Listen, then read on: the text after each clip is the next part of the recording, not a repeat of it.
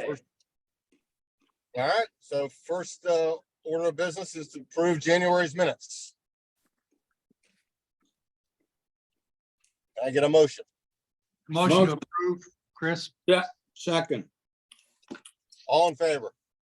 Aye, Aye. I'm sorry, Chris first, who's second? I did. Okay. Thank you.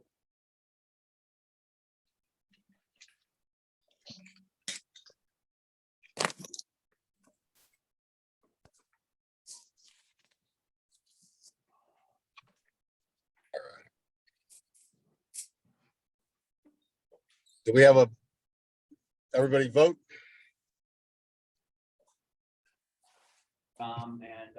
No public here at the Harrelson building. All right, no public at the Harrelson building, so on to new business. And I'm assuming that is Chance. That would be me. Hopefully I don't push this. Some high level. Chance, I can barely hear you. I'm sorry to interrupt. Tom, I can barely hear you. I'm in my car, so I'll try and get a little closer to the microphone. How's that? Can you hear me now, Veronica? Yes, How about me, Veronica? You're good, but you're low. I think that's why they didn't hear you call the meeting to order before. Gotcha. Sorry.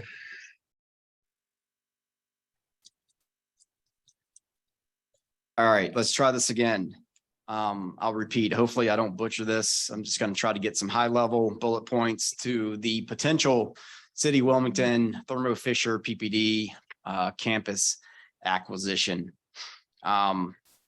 First, kind of wanted to summarize what's involved property wise with this potential purchase. On the map there, you've got kind of an aerial color coded view of the 3 parcels that are included in the Thermo Fisher campus. The first is considered developable track A. It's currently an empty parcel there next to PPD, kind of bordered by PPD, Front Street, the new Kettler project, and the North Riverfront Park. Currently empty and certainly developable. Development or number 2 is the office building and the parking deck. The office building is a 12-story building, has 240 parking space underneath it, 30 space visitor surface lot directly adjacent to it, and then the 1,022 space parking deck there right across Front Street. And developable track 3 or B, which is number 3 on the map, is currently 240 space surface lot. This is pretty much the portfolio as a whole. The office building has roughly 371,000 usable square feet, and it's a 12-story office building that was built in 2006. I was alerted yesterday that PPD has accepted the city's $68 million purchase offer, which opened and activated the due diligence period. So for those of you that have dealt with commercial real estate, it is a very, very shortened time frame compared to what normally happens. We basically got roughly a 90+ day due diligence period to do all of our homework, building assessment, mechanical assessment, structural assessment of a pretty large intensive property there, and really have all of our ducks in a row and potentially to the local government commission for final approval of this purchase, I believe early May. So it's a very, very shortened time frame. Hopefully I'm just repeating what most of you've heard on the news. Really the background here is currently the city is scattered in 9 different locations throughout the city, comprising of 10 or 11 different city divisions or departments. In some cases, we've got a couple of divisions split in 3 different locations. Idea here is to relocate and centralize all of those employees, minus police, fire, and the public services River Road operations into the PPD building if the purchase goes through. Little background here too on some history as to kind of why we were looking at this.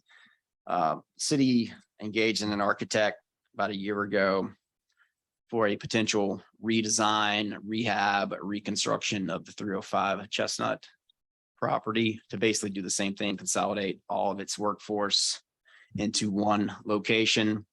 I believe with some parking involved on location, that came out to be about $90 to $100 million estimate there for rehab. In addition, that building's looking at 4.5 million in recommended capital repairs right now. So when this thing came on the market, it kind of, this golden light lit up and things started to work itself out in terms of the value. When you're looking at $100 million rehab versus a $68 million purchase here on the north end, that not only gives us city offices, but also 4 to 5 other usable commercial office tenant floors, as well as 1,022 space parking deck in the north end. That's severely seeing some parking shortages during the 32 plus concerts a year at Live Oak Bank Pavilion. So it's kind of a win-win, right place at the right time. Still lots of hurdles to jump through for this to fully come to fruition. City does have to go to the LGC for approval, still has to get full council support and approval. If all goes well, you got a potential closing date of late July or early August, I believe, and with probably a multi-month transition after that for city offices to potentially get relocated there. Another thing that should be pointed out too, yes, this would fall off the current tax rolls, but at the same time, for this to happen, the city is also seeking to surplus the other 9 existing properties that are being utilized for its current workforce office space right now. So I think in a perfect world, that kind of all happens at the same time. Purchase goes through the same time of the surplus and the closed bid or the public sell process. So you lose this off the tax rolls temporarily, but then you take the other 9 properties and put them on the tax roll with a heavy potential for redevelopment on a few of those, including 305 Chestnut. So could there be some potential MSD funding reduction? Yes. What that looks like now, unsure in terms of the timing. Of the 9 properties that would be potentially sold, how many of those are within the bounds of the MSD? That's a great question. This one, This one, yes. right? 3 or 5. 305 Chestnut, 315 Chestnut, 319 Chestnut, the building we're in now, which is 115 North 3rd Street, 210 Chestnut, 414 Chestnut, and I believe those are the 6. The other 3 are 302 Willard Street, 1702 Burnett Boulevard, which are the park and rec facilities down by Greenfield Lake. It's 305, 315, 319 Chestnut, 115 North 3rd, which is here, and 210 Chestnut. I think 210 is the adjacent parking lot right next to us here. Yeah. And then 302 Willard Street, 1702 Burnett Boulevard, and 1502 Wellington. And 1502 Wellington is the old fire station that engineering is currently officed and housed out of. So 6 of the 9 within the MSD/CBD boundaries. Hey, Chance. Yes, sir. Do we know what the number is of that the MSD will be losing from the sale? Like as far as tax, MSD tax revenue? Christina, I would imagine it's quite considerable. per my quick memory, Ray, I think it's somewhere around the 52,000 range, possibly. I might be wrong about that. For That's a big chunk of our budget. the 141 tax value, I think we calculated like 73,000. 73,000. Yeah, I can get that number to the group. Okay. But you got to remember too, Right. you've got the potential backfill and redevelopment of at least 3 of those 5 properties within the CBD, as well as 2 very, very attractive development tracks associated with this purchase of number 1 and number 3 there. Mhm. I think the value of number 1 in red and number 3 in yellow building up in the next, 3 to 7 years surpasses that current tax roll value of just the PBD building, the parking deck, and the 2 tracks. Especially one. Yeah, and then you have to remember too, we have Metropolitan coming online as well as right across the street, the Gateway project. And Yep, again, so it's not really, we're not really gonna lose it either. It's just gonna be lost temporarily while all this stuff's rolling over. So it's just, where's that gap? Not, that's gonna go away forever. Yeah, But it's the going to be. When on Go the parking deck with Live Oak concerts, that revenue will come in. Yep. Also, Yeah, the assumption would be number 2, the 1,022 space parking deck would serve as a public parking asset as of right now, no different than Market Street, Second Street, River Place parking decks. And there would be parking revenues coming in from that would go into the parking fund. Absolutely. okay. $20 a car. There be also potential, I mean, you've got that open lot for Cape Fear Community College, so the city could talk to Cape Fear. Community Absolutely. College, they have future building plans. And the Wilson Center, they could use also that part. Yeah, I think you've got So.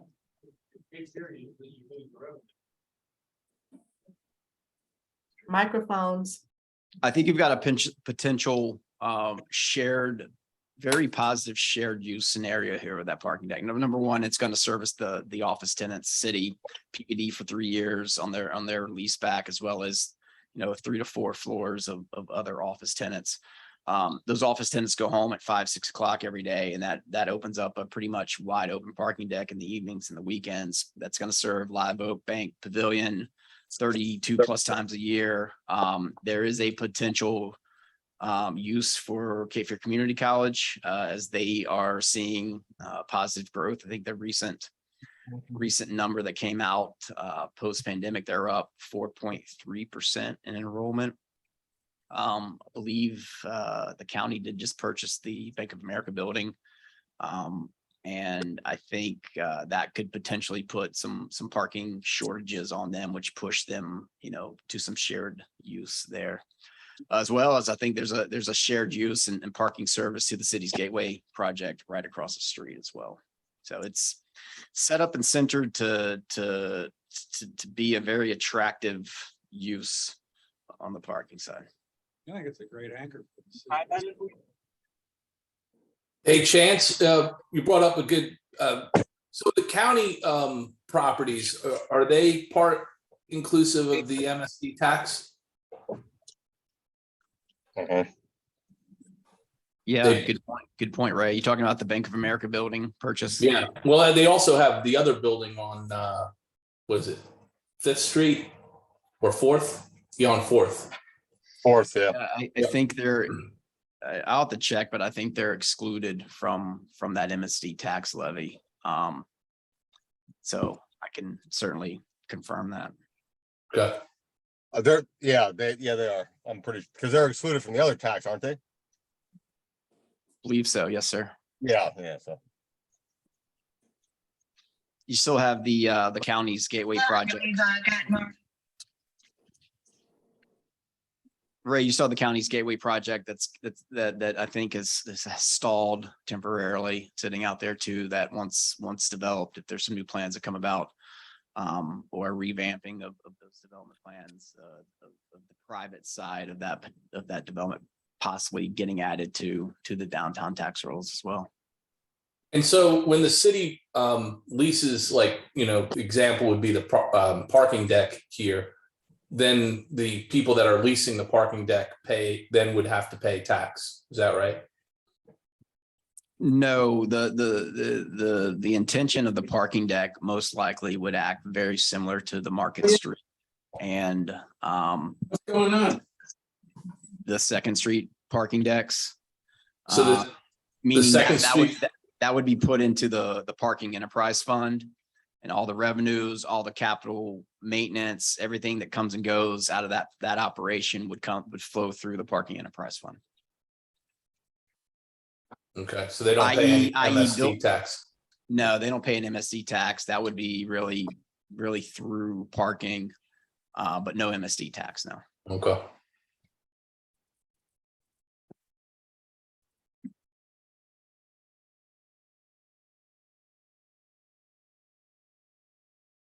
So the bottom line is if this goes through, MSD is gonna have to find ways to either find offsets to the lost revenue, or we'll have to adjust our budget accordingly. Is that probably the solution? Potentially, yeah. I think there's some unknowns now of timing, as well as what happens to the other 6 properties that are potentially going to get surplus downtown back into private entities. Assumption to be private entity. It could be the county, it could be that someone on the public sector purchases these things, and it's, public purchase, they would go back on the tax. I don't think so. I'll have to get some clarity on that. No, if it's purchased by a private entity, Private yes, it would go back into If tax, it were correct, purchased by the county, it would not. per my understanding, correct. So there could be an interim shift of some potential loss in funds. Not to say that we couldn't look at that fund balance in the interim to get us through one fiscal year or Yeah, I temporarily mean, through one we could fiscal also year. look at the amount, we talked last meeting. Correct. Yeah. About the reserves. Correct. Yep. That reserve fund balance, I think could come in handy at a time like this for those one-time uses. Yep, absolutely. Do you have any insight on the Bank of America building? County? I don't. You know anything about that, Christina? The Bank of America County purchase? A little. What's the question? Just asking if we have any insight on that. Is it going to purchase. happen? They're working really diligently. Microphones. They're working diligently towards that. And I believe the tenants will remain through their leasing period too. Hasn't officially been sold or purchased, correct, right? Not to my knowledge. No. Not to my knowledge, no. Been sitting empty for some, not empty, but virtually vacant for quite a while. The Bank of America building. There's quite a few tenants in there now. And then there's a new logistics company that's going in. Bill, that's the problem downtown, right? What user for PPD could there be other than the city? The PPD folks don't want to return to the office, right? There's no private user for the Right. BB&T building we're in right now. So it'll be interesting to see what private user would even use this building. Yeah, I think one advantage there of the city, another advantage of the city purchasing it is, the city takes a majority of those floors, PPD back leases for 3 years, and it allows some cut up of some smaller office tenants, I believe. So I think you could see some use in a smaller scale.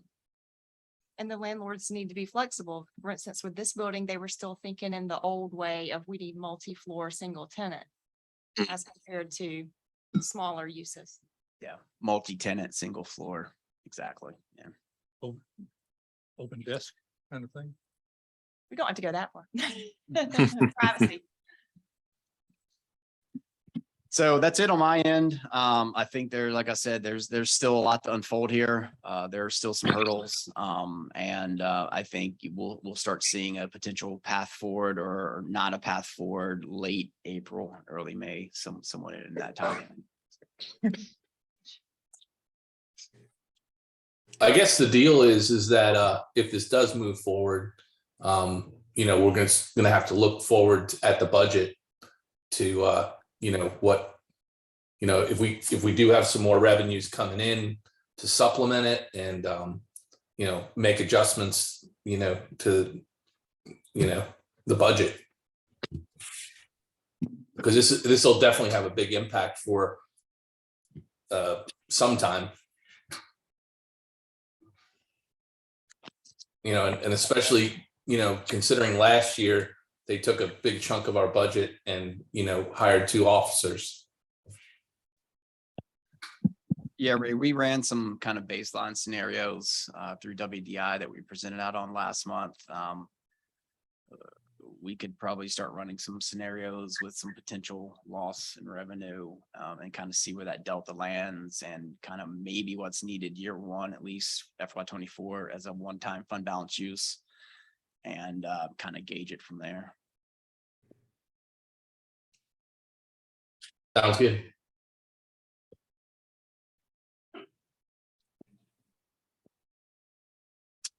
That's it for me, Tom, on this one. All right.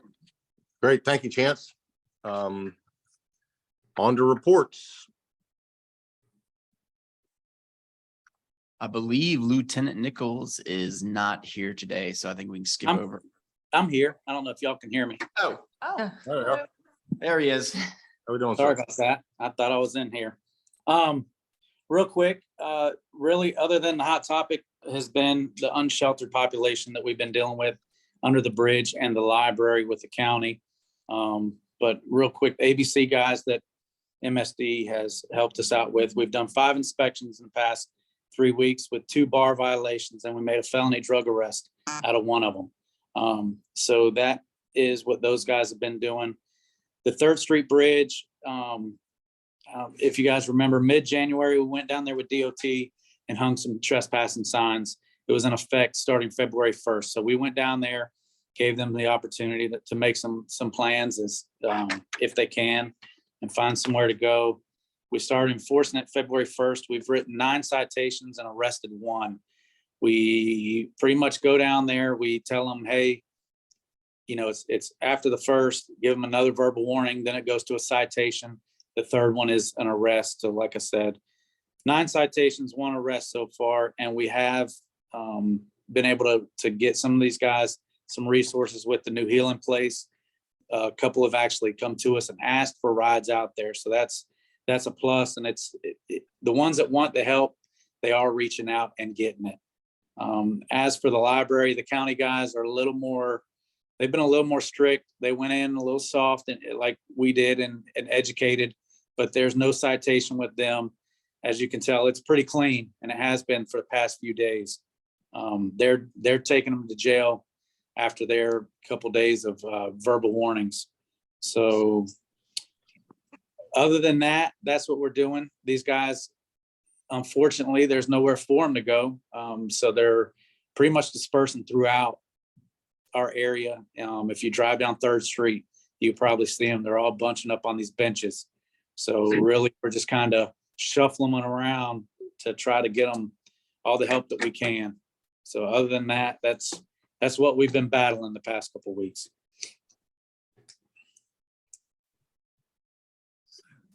Gotcha. Thank you, sir. Any questions? Yeah, is there any restrictions against spending the nights on the benches? They cannot sleep on the benches. That's city code. They can sit there as long as they're sitting straight up. They can't lay down, sleep. But we are trying to, people are calling and we're trying to at least be cordial with them and see if they can't move on. But other than that, like I said, the only thing is they can't block the sidewalks. They're going to be held just like any other citizen in Wilmington. But they cannot lay down and sleep on the benches. Thank you. Hey, Lieutenant Nichols, last month's meeting, one of your officer had excused himself about a Yes, sir. 1-year-old toddler. Did that come to a good conclusion? Yes, sir, it did. Yes, sir. I was always concerned about that. Wanted to Yeah. get that out of the air. Thank you so much. Yes, sir. Thank you. Lieutenant, are you allowed to divulge the name of the bar associated with the felony arrest? That is still under investigation. We've linked up with ALE. So it's been passed on, so not at this moment. You'll remember a few years ago, we had the MMA bars and all sorts of things downtown, and there was a big mixed martial arts. There was a big shift away from that. So I try to stay in tune with which ones might be doing things a little out of the ordinary. Right. Can you tell us, was it a patron or was it It was a patron, yes, sir. patron? Okay, just want to make sure. Yep.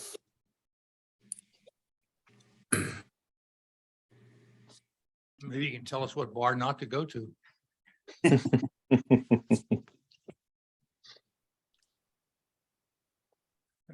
is. All right. If there's nothing else, we'll move on to WDI.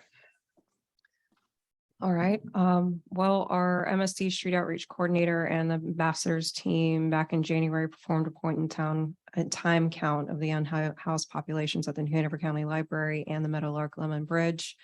Both populations continue to fluctuate, but the overall numbers were down from the peak season. I think there were about 70 plus individuals during the peak summer season, with the folks down here and the transients.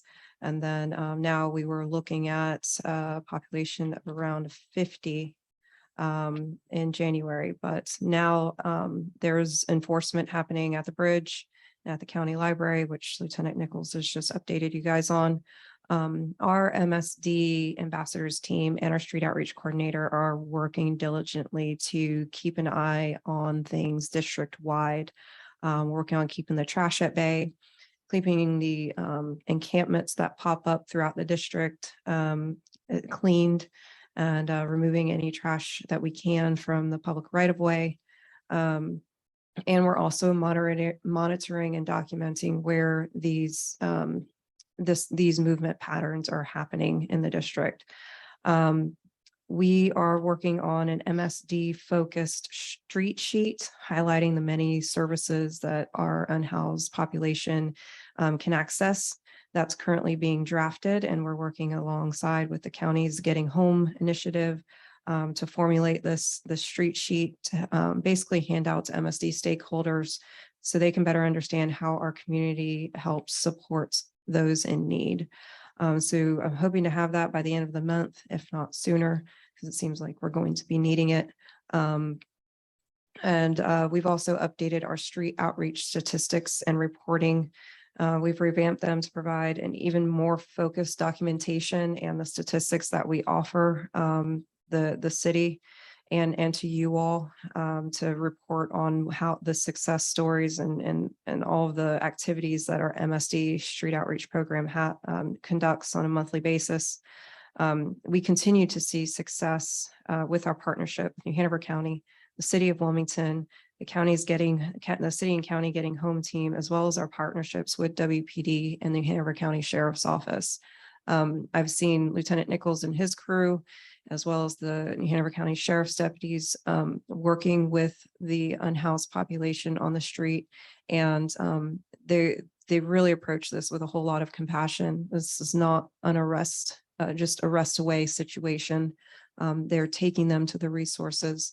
They're providing the bit of outreach that they can first before being law enforcement officers. So I want to thank Lieutenant Nichols and his team for all the work that they've been doing in coordination with Jack and the county's Getting Home project. It's a really difficult situation that the MSD is facing right now. And I am just thankful to have their assistance. The MSD has also focused some efforts on conducting special projects in January. Since the winter months have kind of slowed down our hospitality contacts, the MSD team has completed pressure washing in the right of way of the convention center. We've conducted an assessment of the conditions of the 80A crosswalk indicator mats throughout the MSD and identified 50 light outages district-wide. In our light outage assessment, we conduct those on a regular basis. In terms of WDI overall, we have allocated all of the money that we have for the facade improvement grant program for this fiscal year. It's either earmarked or issued funds. So again, it's been a very successful program, and I hope the city will support it again next fiscal year. We still have microloan grants money, microloan assistance grant money to go out if you guys know of any businesses who are needing a $20,000 or less in lending. We still have that grant opportunity that goes alongside of our grant program, our microloan program. We helped assist the North Front Streets and Bijou Park ribbon cutting ceremony with the city. We did a ribbon cutting with Palmetto Shrimp Company. The NCEDA is working to bring their annual conference down, annual meeting downtown. This is the North Carolina Economic Development Association. I'm really excited. There's going to be hundreds of people coming downtown for that. So I'm sitting on a committee to help gauge what kind of activities they do and really help promote downtown to this entire association of economic developers and folks in that field. So that's really exciting going forward. I have submitted the bid marketing plan to the city of Wilmington. Finally. That's been approved by the bid task force, and I'm really looking forward to implementing the plans within that marketing plan this year. The Arrive Hotel has opened up their 34 renovated boutique hotel spaces last month. So we are working with them to better market that reopening, and also the restaurant. I had a meeting with the GM last week about that, and it looks really, really nice out there. The TQ bar space and the garden is just like a little oasis downtown. It's a very nice area. And I think that's about it. Oh, and the Metropolitan, the project is well on its way. And I believe the first opportunity for leasing will come up this summer. I have a question. In your report, you had the typical great pictures of the before and after graffiti cleanup, encampment removal. The Washington Monument, I was looking at the image. What happened to that? Was that glue or paint or ice cream? I don't know what exactly that was removed, but I can get the incident report for that if you're curious. I am curious. I think it's significant. Yeah. I mean, you did a great job cleaning it up, obviously, but I mean, that's right there at Front and Dock. That's kind of the doorstep to our tourists, George Washington, Henry Clay, and then it's just slimed completely. Yeah. So good job. Well, I thank our ambassadors. They're the ones out there doing that every day. And to add to the homeless situation, we have been, Lieutenant Nichols and his team have been working to transport folks. We have also been helping, Jack Morris has been helping transport folks to the healing place. That resource came online February 1st, right on time. And we've been able to offload quite a few folks to that facility for an overnight shelter. They provide 14 beds, a place to sleep, place to wash their clothes, a hot meal, and then they have to be out by 7 a.m. And we also have bus passes that we are providing to them so they can access and any other areas of downtown or just the citywide should they need to be to have transported assistance. We also had 2 success stories in the MSD report. I don't know if you guys recall one. Unhoused individual was reunited with his family. We provided transportation to the bus station and a bus ticket for them. And 2 individuals checked themselves into the Wilmington Treatment Center, and we help guide those efforts as well. So while there is a lot happening, we do have several success stories.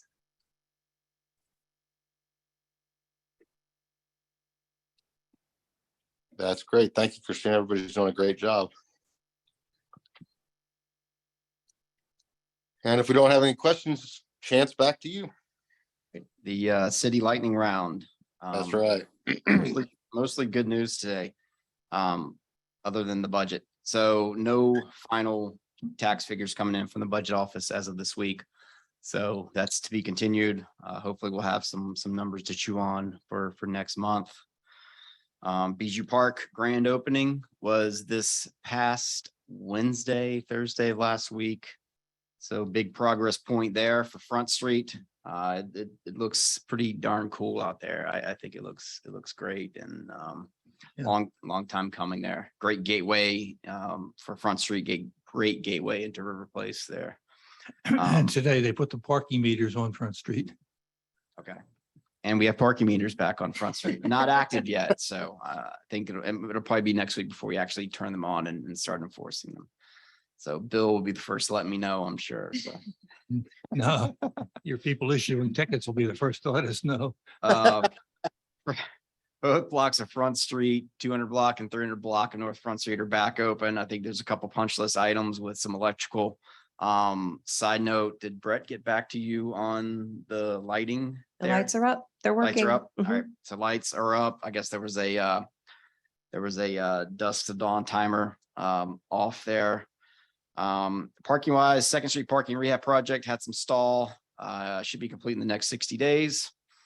And something that's come across my desk today, the 0 block of Market Street. So in between Front and Water on Market Street, they're going to do some pretty heavy stump grinding tomorrow in 3 different areas.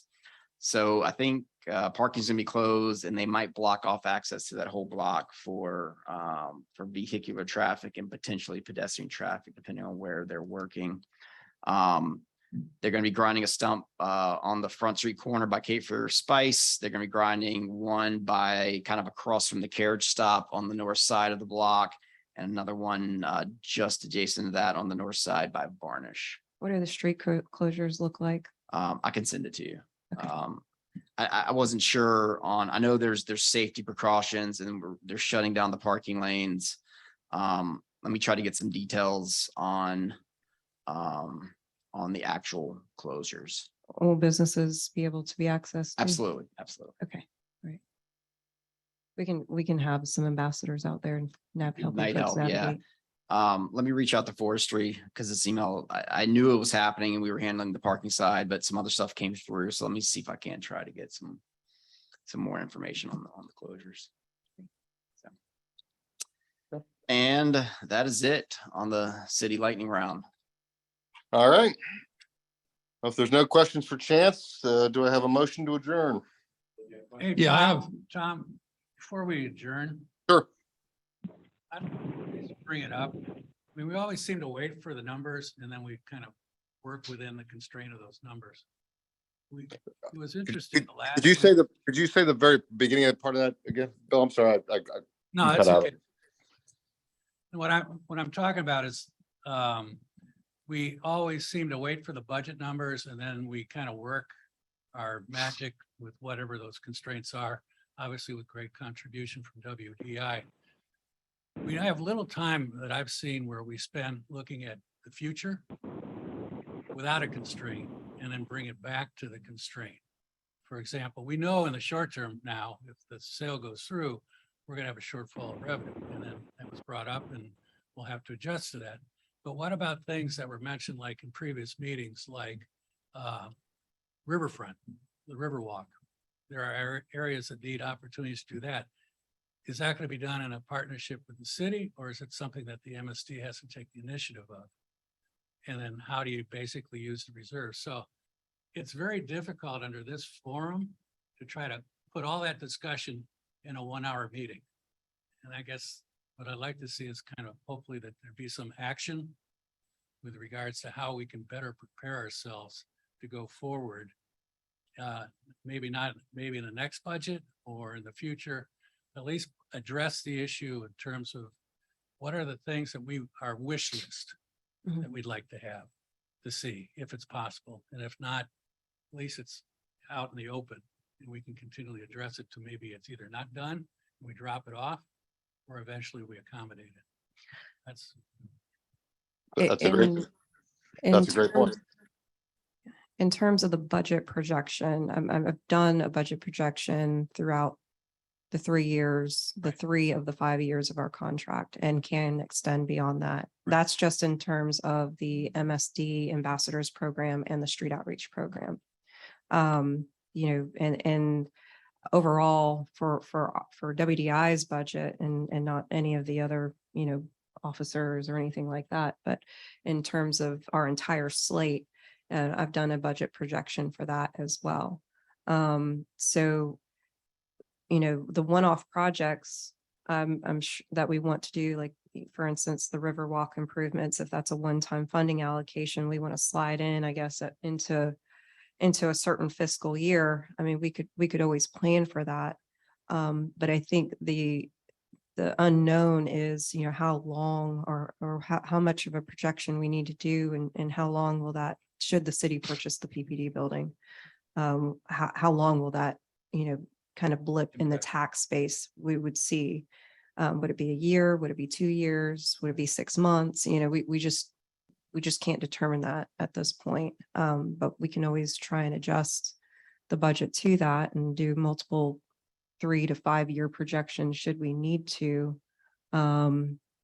based off of, maybe a calculation of, should the blip be 3 years, we can try and accommodate for that. With the PPD last year happening with the police department allocation.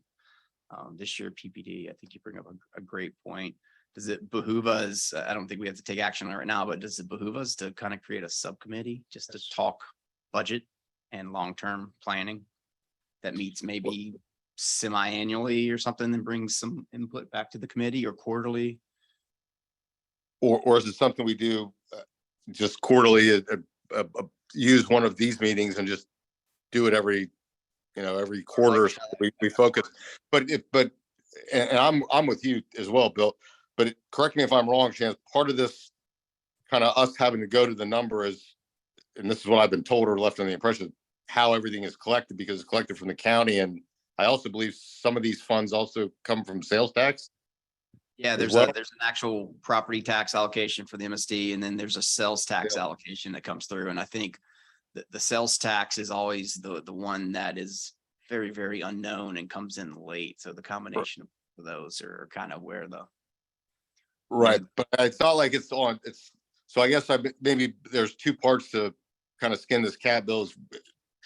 I don't know how much we can do about the budget. We can keep making, Christine does a great job at estimating or looking at what we've got forward, but is it really just more of a strategic planning session or group or subcommittee to kind of make that wish list or, and make sure that gets kicked down the road?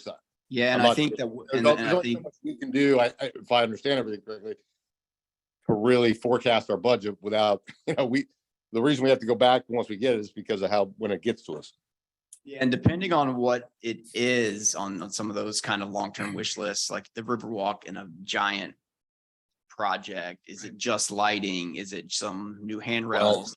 Depending on what it is, will probably depend on the city's funding role outside of the MSD as well. So yeah, my understanding also is that we like to be able to go back, I think, to the city of Wilmington, who also portions out budgets as well, in terms of at least having them understand where we feel is our priorities are being set. I don't disagree with anything that's in what WDI is doing, the outreach program, even if it's temporary, the police or long-term, if we're getting the results of those investments. But what I'm saying is that because we're dealing so much with interagencies, it's difficult to really get a kind of a clear picture. I'm sure the city of Wilmington committees out there is probably thinking, what are we thinking in terms of how we approach the improvements that need to continue to exist in within the city of Wilmington and the MSD district. Yep. Agreed. I think this makes a really good point, because I think my biggest fear is that we get to the point where, we're going to have a rate increase, and I don't want that to happen. And I don't want it to be that's our last resort, that to get people paid and that kind of thing. So I think is a great idea to start looking at things, especially with this sale of the PPD building. So Tom, correct me if I'm wrong, this predates me, and probably predates a few of the members. Wasn't there like a strategic planning session or a few strategic planning sessions in years past? Yes. I mean, we could potentially bring that back to the forefront, dedicate a whole Yeah. meeting to it and bring some of the recommendations. Bring all the numbers. Bring the recommendations from that original session from 2 to 3 years ago, as well as maybe have Christina bring some kind of long-term projections with some of the And concepts. some of the projects on the north end slowly coming back into the tax rolls from the what's it called? The abatements. Yeah, the 5-year abatement discounts. Yeah. So having those numbers, comparing them to the original committee's kind of strategic vision and maybe taking it from there. And I agree with Chris wholeheartedly. The more that this committee can put together, not necessarily a wish list, but some strategic outlying year planning with what we need for funding or what we might lose or what the MSD might lose in terms of its day-to-day service if funding is lost and so on, is completely beneficial. Absolutely. I mean, that's something that I would love to have ready to submit to the budget office every year come December or January. So that's there and they have the 5-year plan and we kind of work forward and backwards with that plan as we go. Absolutely. And I think really, I think the big one was the tree well. That was about as long range as we got. The last one, I think that's where I kind of started and stopped. But Tree wells look great. I mean, around Yeah, the absolutely. committee and some of the pioneers on the that committee. wish list came in the first 2 meetings and it took 4 years? What was that for now? It looks great. We've Only took 5 years. It wasn't bad. Not too bad.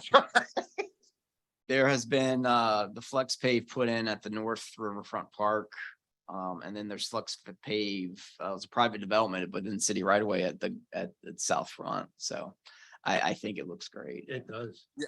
Oh, it absolutely does. It just, You think we're like I gonna said, get by the next meeting here? Wait, say that again? You think we'll have the numbers for the next meeting? For the FY 24, Yeah. I think that should be a goal. Yes. No, but I'm saying we're gonna be allocated monies, right? For the MSD. Correct. Yes. And Oh, yeah. those fiscal numbers we can review. We should have, it comes in year by year. Right. We can take estimates on outlying years, but the final numbers, hopefully, the final numbers come in basically once a year, sometime between now and early March. They've come in as late as early April And it before. has to be whatever gets agreed Right. upon has to be in place by June. June, the second meeting of council is when they have the formal adoption of the budget, correct? So anytime between now and June, we can have discussions, whether it's strategic thinking going forward, a full discussion on the budget, whatever things else that we might need, cooperation between the city and the MSD, that can all be orchestrated. Depending I on guess, what yes, it, Tom, that goes to you and the leadership, I guess. and we can. basically council has 3 meetings associated with the budget. There's an introduction, then there's the public hearing, and then there's a formal adoption. Normally, those preliminary hope to be final requests need to be in before that introduction, which is usually the first or second week or second meeting in May. There's normally a final work session with council the last week of May.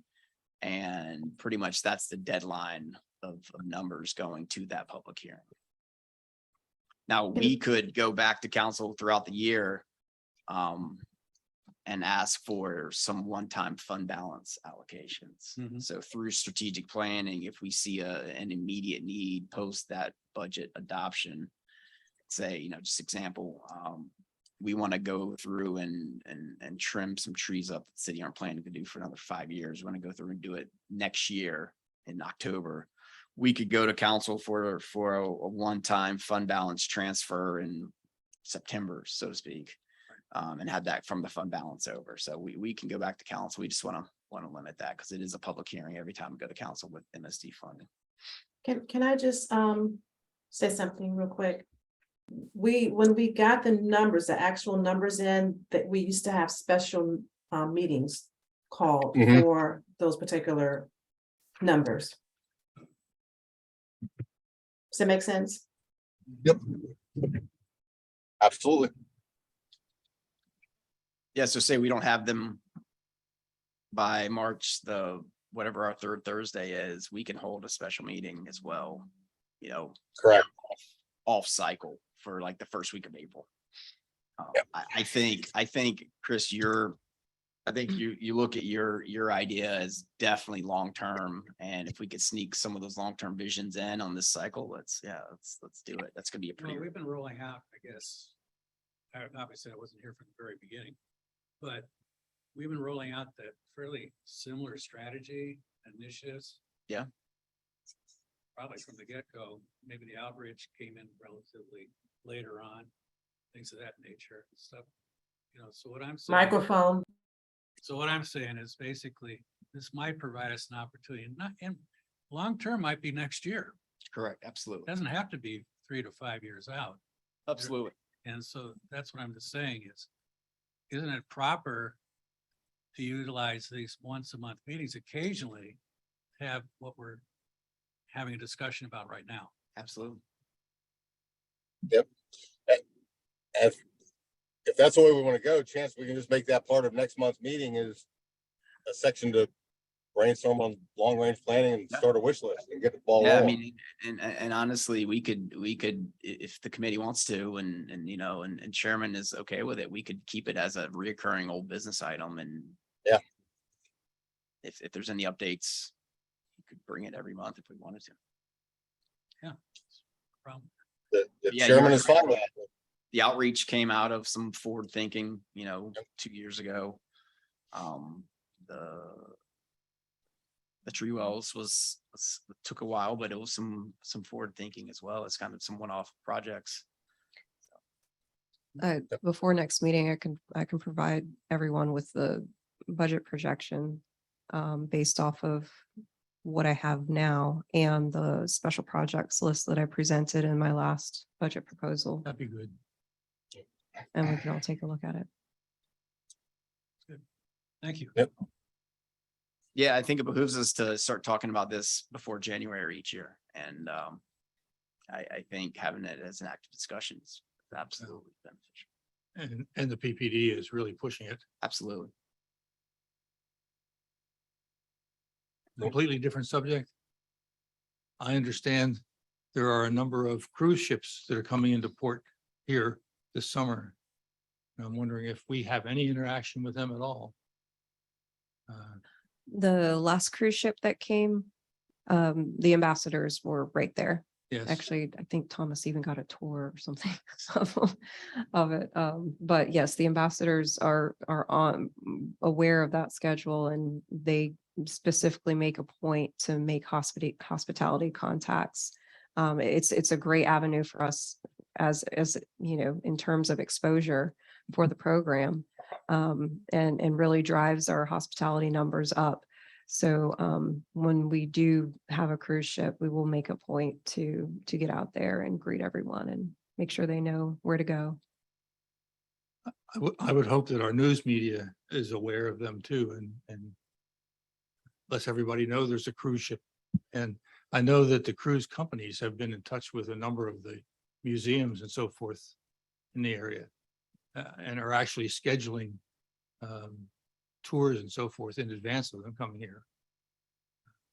But they may not know all the places that they should be contacting.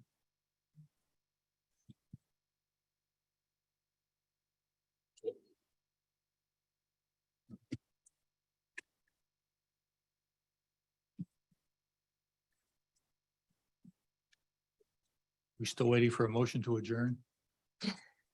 Well, if everybody's ready, I'll I'll make a motion to adjourn. second. All in favor? Aye. No. Everybody stand up. We're good. Aye. Thanks, everyone. Thank you. Thank you. There's advantages to our script. Is- All right, everyone. Have a good day. Yeah, great. Thank you too. Appreciate it. Unspoken.